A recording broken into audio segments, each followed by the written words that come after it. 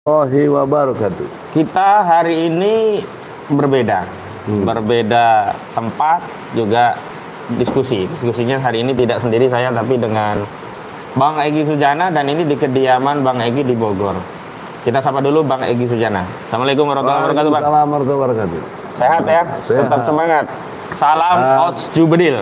Sehat, gembira, mantap, Berani, cerdas, cerdas, berani, militan. Iya, baik. CBM. Ya. Sebagai pengantar begini, kemarin itu kan ada putusan di Pengadilan Negeri Jakarta Pusat terkait gugatan ijazah palsu Saudara Joko Widodo. Amar putusannya sebenarnya hanya menyatakan tidak dapat diterima, atau dalam istilah hukum itu di NU. Tapi ternyata kuasa hukum dari Saudara Joko Widodo, yakni Utuh Hasibuan, itu statement di media menyatakan bahwa pengadilan menolak gugatan. Jadi seolah-olah sudah menang. Iya. Pengadilan seolah-olah sudah masuk ke pokok perkara dan menyatakan gugatan kalah begitu. Padahal sebagai ahli hukum tentu kita tahu bahwa NU itu ya tidak dapat diterima itu ibaratnya baru di pagar, belum masuk ke rumah ya. Masih di pintu. Masih di pintu ya, belum masuk. Baru diketok. Masuk di bayar, baru diketok. Belum isinya rumah apa begitu ya. Dan yang kedua katanya Utuh Hasibuan yang mengatakan Pak Jokowi itu baik sekali karena tidak melakukan gugatan balik begitu. Kepada Egy Sujana. Kepada Egy Sujana dan yang lainnya. Nah, kita mau tanya langsung. Pertama, sebenarnya putusannya seperti apa? Yang kedua, kalau digugat balik, Egy Sujana itu sedih, prihatin, atau bahkan gembira begitu. Wah, ya? justru saya menantikan dan bahkan saya tantang, Otto, kenapa kau tidak berani gugat balik? Pura-pura Jokowi. Baik, yang pertama gini dulu, putusannya Bang. Hah? Putusannya itu sebenarnya di NU atau ditolak. Begini, antum kan ikut waktu yang pertama. Iya. Itu sama dengan waktu itu menyatakan pengadilan tidak berwenang. Oh, itu namanya berarti kompetensinya Kompetensi ya. absolut. Absolut. Jadi belum masuk ke ijazah asli atau apa, bukan? Belum ada pembicaraan pokok perkara itu belum ada. Kok dipelintir-pelintir sama si Otto dalam keterangan persnya itu gugatan ditolak. Dan juga kita nggak mau gugat balik karena ramahnya, baiknya Jokowi. Kedua, tambah lagi sebenarnya nggak bagus tuh yang dilakukan Egy Sujana, karena Jokowi ini kan kepala negara yang harus kita hormati, yang ini dan lain sebagainya. Itu menandakan dia tidak ngerti Undang-Undang Dasar 45 bahwa warga negara berkesamaan kedudukannya dalam pemerintahan dan hukum tanpa kecuali. Nah, Jokowi bisa jadi presiden harus warga negara. Kalau nggak warga negara ya mana bisa dia jadi presiden. Misalnya dia warga negara Cina ya nggak bisa. Karena dia warga negara Indonesia dia bisa jadi presiden. Tapi harus diingat status sosialnya presiden, menteri, DPR semuanya berkesamaan kedudukannya dalam pemerintahan dan hukum. Lalu apa kesiannya gitu loh? Apa yang harus dihormati itu biasa-biasa aja. Justru mungkin yang kasihan adalah rakyat. 280 atau 90 juta rakyat kasihan karena hari ini rakyat ya meyakini ya punya presiden yang tidak punya ijazah asli. Ya. Nah, itu yang Abang sebenarnya kasihan kepada rakyat kan sebenarnya justru ya. Lebih dari itu. Iya. Saya justru malah kasihan sama Jokowi. Oh, gitu juga. Karena berarti ini apa? memberi kesempatan sebenarnya. Sebenarnya kenapa? Karena ijazah palsu itu satu peristiwa yang menurut konstruksi Undang-Undang Dasar 45 pasal 7A itu perbuatan tercela. Apa ketercelaannya? Dalam ijazah itu, terutama yang UGM ya, yang S1 itu foto bukan dirinya, foto adik iparnya yang udah meninggal, yang sekarang istrinya itu.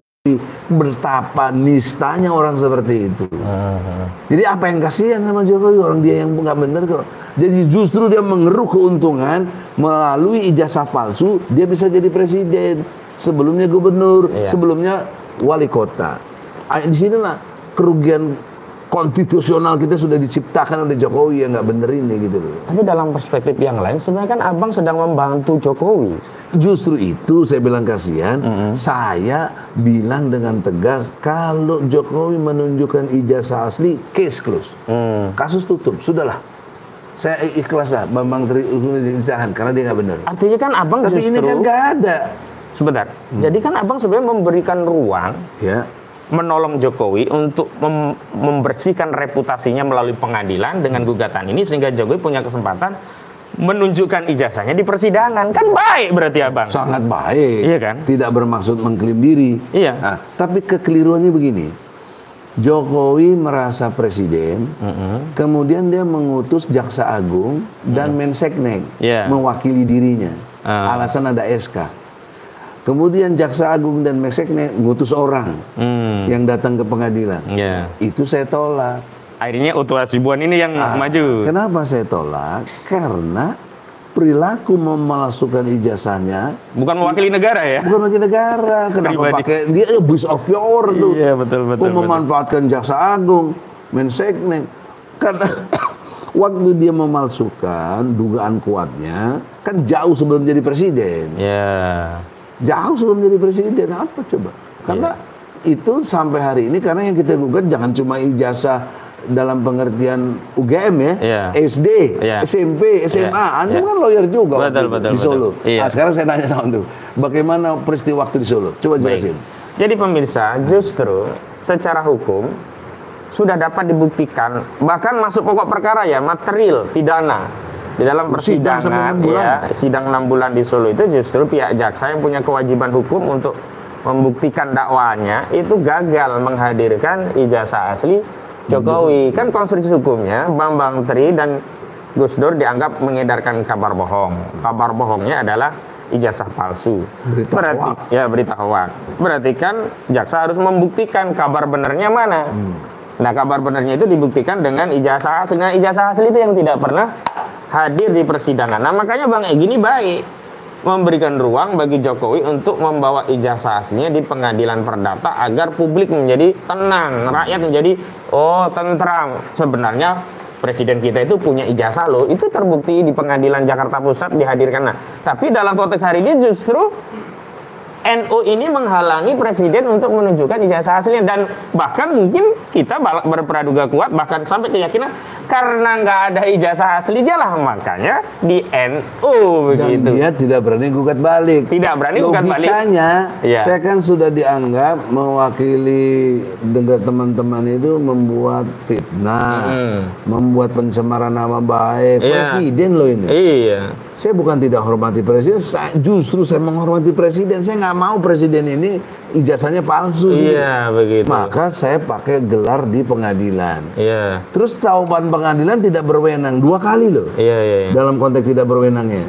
Tahun 2002. Iya. Tidak berwenang. 2022. 2022. Iya, 2022. Sadisnya lebih sadis dari yang sekarang. Iya. Kenapa? Dijanjikan kita sidang jam 1, jam 12.45 sudah diputus tanpa kita. Kalau ini masih pakai online kan? Nah, itu kan lebih sadis yang dulu. Sekarang perbaikannya gitu. Nah, makanya saya masih berharap ada gugat baru. Iya. Sebentar, sebelum ke gugat baru, Bang. Sebenarnya kan kalau presiden gugat balik Abang kan seneng. Senang. Sehingga bisa si presiden menggugat, dia kan harus membuktikan gugatannya. Dia bawa ijazah aslinya. Harus. Abang kan menjadi jelas, ada ijazahnya. Tapi karena nggak gugat baru, itu sebenarnya Jokowi baik atau Jokowi nggak punya ijazah sih sebenarnya nggak gugat baru? Logika hukum, bukan fitnah ya. Itu dipastikan konfirmasi Jokowi tidak punya ijazah asli. Sehingga nggak gugat balik. Nggak gugat balik. Ini di mana-mana ente aja deh, bukan presiden, rakyat biasa. Saya tuduh lu palsu ijazah. Marah saya gugat Abang. Ini buktikan saya ada. Nah, gitu dong. Itu logika normal. Betul. Ini kok sok-sok baik.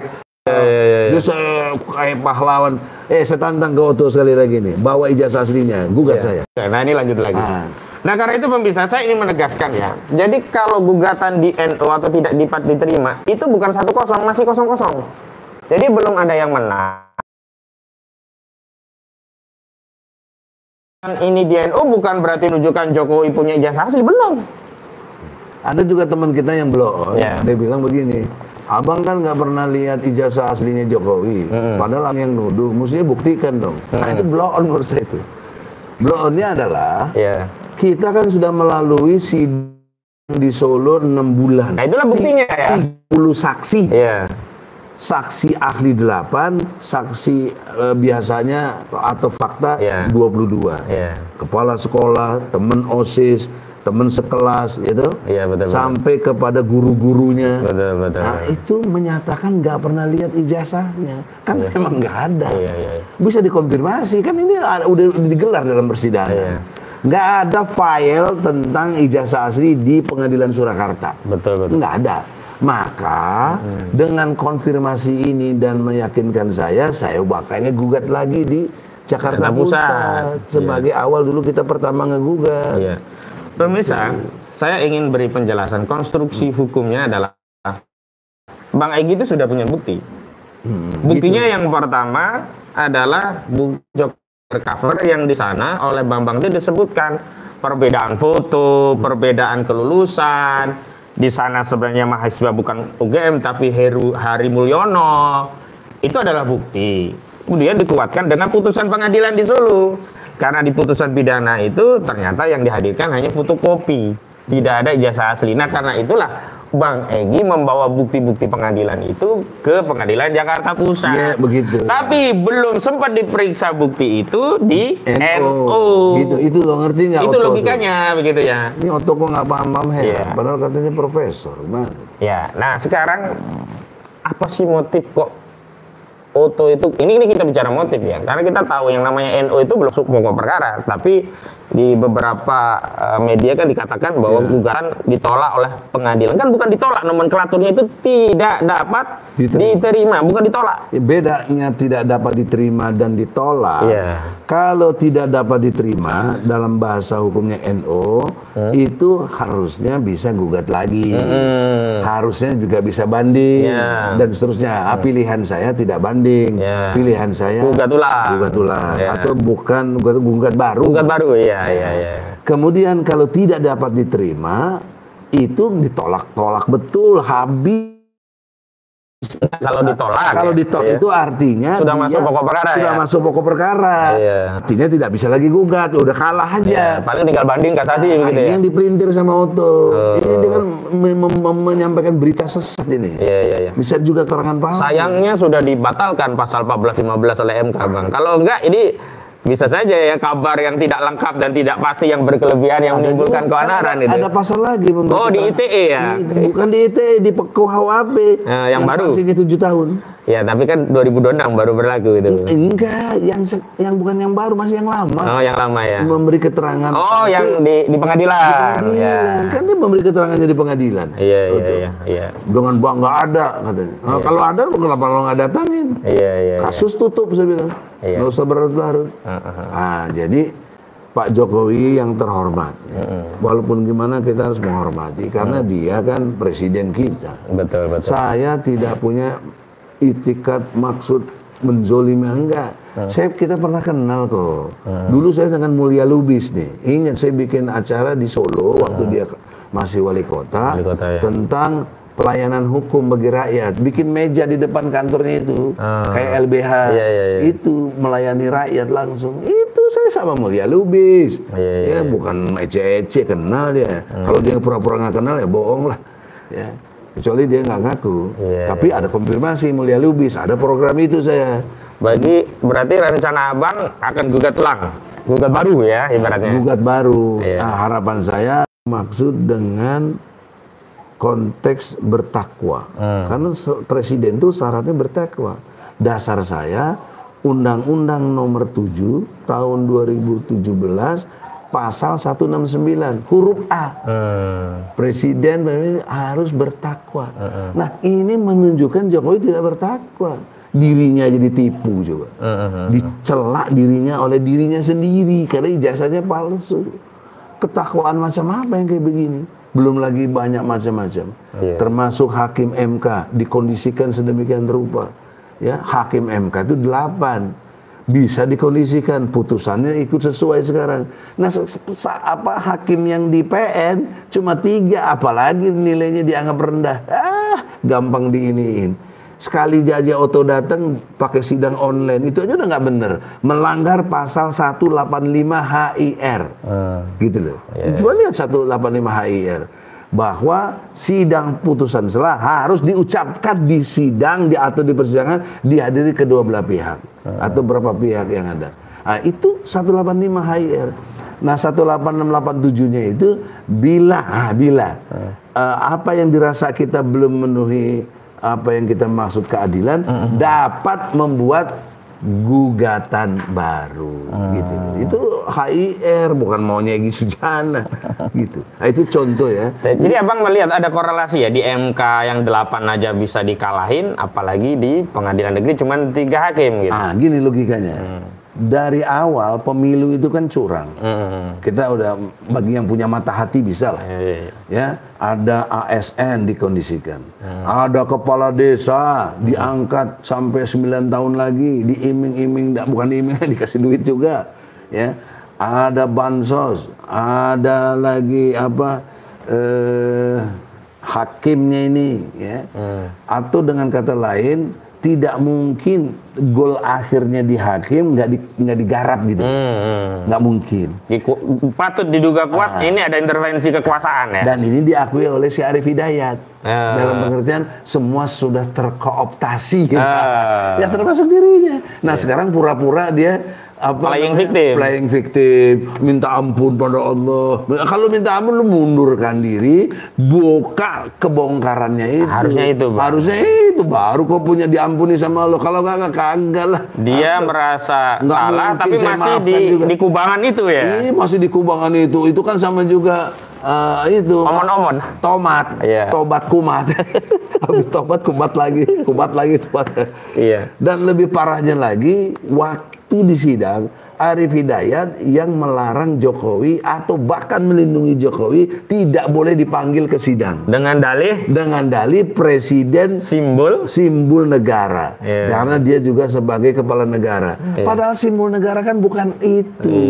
Simbol negara itu bendera merah putih, lagu Indonesia Raya, kemudian Nusa Bangsa, ya, dalam pengertian satu nusa satu bangsa yang dinyatakan Sumpah Pemuda itu bisa menjadi kekuatan lembang. Padahal udah ada undang-undang spesifik ya tentang lambang, simbol, bendera dan lagu kebangsaan itu kan. Lagu kebangsaan. Nah Jokowi sebagai presiden 5 tahun sekali bisa diganti, kok jadi lambang ya nggak bener lah. Lambang kan nggak bisa diganti-ganti ya. Nggak bisa, ajak Garuda Pancasila. Nah itu lambang.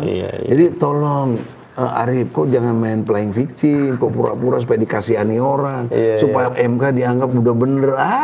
Itu bukan setting, bukan dissenting, settingan katanya. Dissenting opinion ya. Dissenting opinion. Gitu. Jadi kok jahat sebenarnya. Saldi Isra juga pura-pura juga di situ dissenting apa kah? Saya hebat-hebatnya dissenting, tetap jatuhnya kan kalah. Ya, Bu Eni juga janganlah main-mainin rakyat ini, dibohong-bohongin. Dianggap rakyat itu bodoh konstitusi gitu. Padahal kan ada kita-kita yang ngerti advokat. Dan sedihnya lagi teman-teman kita lawyer 01 sampai ada yang sujud syukur dissenting. Padahal itu settingan, ya toh. Dan itu permainan mereka supaya mereka dianggap benar-benar bekerja, padahal kagak. Yang mesti dikejar ini sekarang si Soehartoyo. Soehartoyo kenapa kok begitu? Kau harus menjelaskan, karena di dalam sidang saya pernah mendengarkan hakim yang harus wajib menjelaskan. Itu bisa dilihat. Harus buktikan loh MK. Jokowi tidak punya anak Gibran. Gibran bukan bapaknya itu Jokowi. Buktikan. Kan kau yang bilang tidak ada nepotisme. Sementara kita nuduh itu nepotisme. Jokowi sendiri sudah mengakui, saya cawe-cawe, saya berkampanye. Itu kan kok malah kok lindungi gitu loh. Kecuali ya MK ini kurang ajar gitu. Kecuali MK sudah memanggil Jokowi, Jokowi di persidangan menyatakan tidak, bolehlah ya. Ini nggak manggil, kok justru kok melindungi gitu loh. Nggak manggil, nggak apa. Jokowi tenang-tenang aja. Mungkin karena udah dibungkus oleh emas kah, oleh dolar kah, oleh uang, kita nggak tahu. Atau oleh iming-iming lainnya. Atau rasa aman. Karena saya dengar katanya si Soehartoyo terlibat juga BLBI. Tapi itu kan humor lah, males ya. Cuma yang fakta-fakta aja lah. Memang dulu di 2013 terkait perkara PK dia pernah dipersoalkan oleh Komisi Yudisial. Maka di 2015 Komisi Yudisial itu memberikan rekomendasi ke Mahkamah Agung agar tarik. Soehartoyo kan dari perwakilan Mahkamah Agung. Harus ditarik ya? Ya tarik, tapi tetap aja jalan di barang. Karena itu udah disetting. Jangan setting, udah lama gitu. Bang, jadi kayaknya hukum kita itu sudah lengkap ya. Di MK sudah dikalahin di pengadilan negeri, dikalahin pula, tapi sebenarnya belum ditolak ya, baru di NU gitu. Kira-kira masa depan hukum kita gimana nih kalau kayak gini terus? Asumsi ini menopang pemikiran kita bahwa dengan kondisi objektif seperti ini penegakan hukum semakin amburadul. Karena teori ya, garbage in, garbage out. Masuknya sampah, keluar sampah. Sampah-sampah yang ada itu di MK itu hakim-hakim sampah kalau saya. Kenapa hakim sampah? Karena dia merekayasa keadaan yang nggak benar jadi benar gitu. Masuknya pun sudah bermasalah tadi ya, kayak kemudian putusan MK itu melahirkan pemimpin yang sampah juga, mau suka nggak suka, saya tidak menghina ya, tapi ini logika intelektual lah. Nah, kalau pemimpinnya juga begitu berkategori sampah, ya hukum penegakannya sampah juga, nggak bisa. Penegakan hukum yang benar tuh nggak mungkin gitu deh. Nah, oleh karena itu kita ada jalan tetap dakwah Islam kita, qulil haq walau kana muran. Jadi kita nggak akan pernah mati walaupun terus berjuang ya. Terus berjuang. Walaupun nggak tahu kapan, tapi Allah Maha tahu. Ada batasnya. Ya. Sekarang pesan nih Bang, udah hampir setengah jam buat para pejuang perubahan yang mungkin hari ini agak down karena ternyata ekspektasinya tak sesuai dengan harapan, realitanya ternyata yang menang adalah kekuasaan, kezaliman, kecurangan. Apa saran Abang agar kita tetap terus semangat berjuang, agar tidak ada istilah melemah itu dalam perjuangan. Ini kan saya baca sudah ada yang kelihatan lemes-lemes ini gitu. Silakan Bang. Kalau perspektif hukum dikaitkan dengan nilai-nilai tauhid, akidah kita itu ada di Al-Baqarah ayatnya 45. Wasta'inu bisobri wassalah. Jadi minta tolonglah kepada Allah lewat sabar dan sholat. Ini bukan pekerjaan sederhana. Pengertian sabar dalam arti mengacu ke Ali Imran 146. Dia tidak lemah, dia tidak patah semangat, dan dia tidak menyerah kepada musuh Allah dan musuh kita semua. Nah, jadi kategorinya dalam pengertian sholat itu adalah orang-orang yang punya integritas. Orang yang sholat itu pasti orang yang punya integritas. Apa muatan integritas? Ada 3. Satu, confidence. Orang yang sholat itu confidence. Dia nyaman dalam dirinya dan dia percaya ya akan bisa melakukan apa yang dia yakini sebagai satu prinsip. Ya, maka tercegahlah dia dari keji dan mungkar karena confidence-nya dia. Kedua, orang-orang integritas itu yang sholat itu adalah orang-orang yang punya komitmen.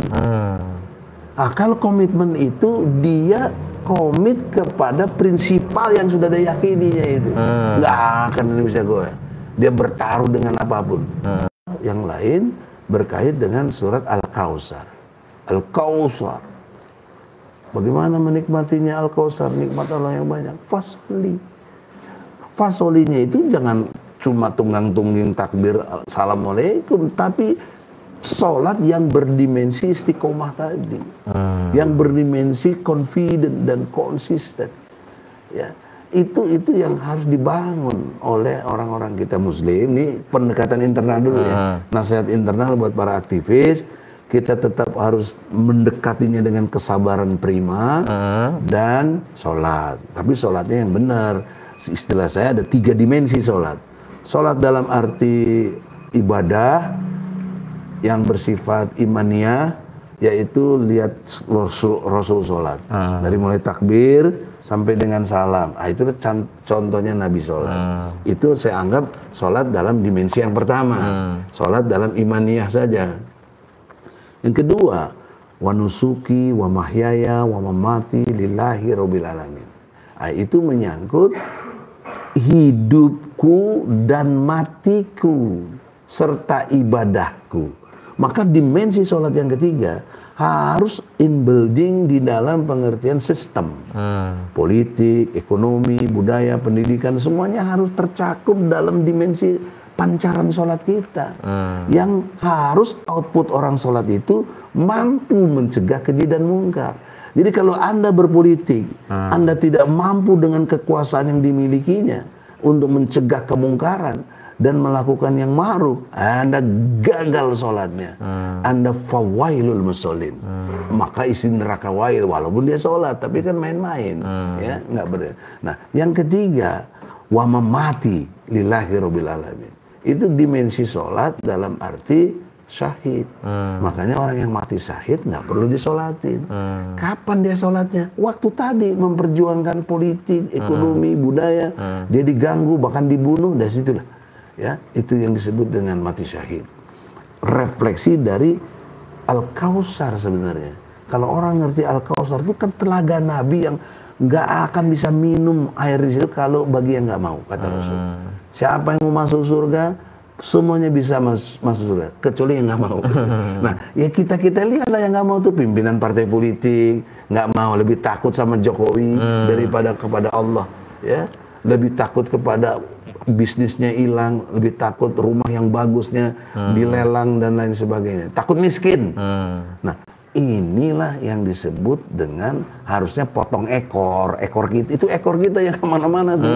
Antum udah ada ekor antum apa? SH. Oh, itu ekor itu. Saya apalagi doktor, profesor. Lebih panjang lagi. Oh, itu ekor kayak kepanjangan. Tapi ya? saya harus berani potong ketika berhadapan to be or not to be. Antara kebatilan dengan yang hak. Nah, kebatilan akan hilang kalau hak yang tegak. Jadi logikanya nggak mungkin kebatilan hilang kalau hak nggak timbul atau nggak muncul. Betul. Nah, maka itulah saran internal untuk umat, tetap sabar dan sholat 3 dimensi, terus melawan. Inna a'toinakal kausar fasoli li robika wanhar, dan berkorban. Nah, jadi pengorbanan ini satu pameo yang semua orang udah tahu. Tidak mungkin menang, tidak mungkin sukses tanpa pengorbanan. Tahu semua orang.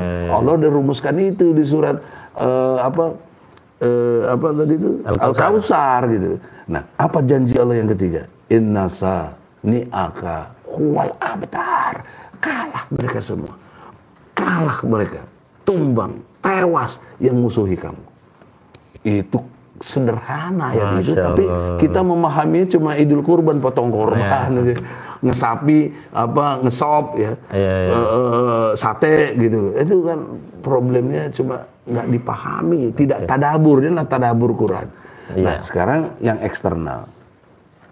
Eksternal dalam konteks dunia umat ini, dalam main politik, kan udah percaya betul kepada 01, bahkan inisialnya Amin. Sekarang Allah sudah buka topeng demokrasi ini. Sudah banyak orang kecewa. Harusnya datang ke MK, dia datang. Dia tanda tangan. Sisi lain Ganjar nggak datang. Kan jadi kalau pikiran 01 ini kan kita harusnya 01. Dia lebih bagus 03 dalam konteks komitmen tadi, dalam konteks konsisten, dalam konteks confidence-nya gitu. Berani melawan. Gitu loh. Itu contoh. Maka kondisional objektif seperti ini, Anies memang orang cerdas, nggak ada yang meragukan. Saya top, saya akui saya kalah. Anies lah lebih the best, gitu. Dia udah menginternasional. Tapi Anies tidak punya nyali. Anies tidak punya giroh untuk berjuang jihad fisabilillah. Anies tidak punya kemampuan untuk melawan kezoliman itu. Padahal dia bilang Prabowo tidak tahan untuk oposisi. Dan sekarang dia belum apa-apa udah nggak tahan, udah nyebrang gitu. Bahkan saya lihat di flyer-flyer yang ada, dia akan jadi Menteri Luar Negeri. Apa tuh? Masya Allah. Ya, Muhaimin Menteri Pengurusan Pondok Pesantren. Ada tuh. Nggak tahu benar apa, tapi itu beredar. Ya, Jaksa Agungnya tetap, Kapolrinya tetap. Ini. Tapi yang jelas PKB udah kasih karpet merah untuk Prabowo. Itu nggak fitnah itu. Iya, kalau itu benar ada. Itu benar statement malah.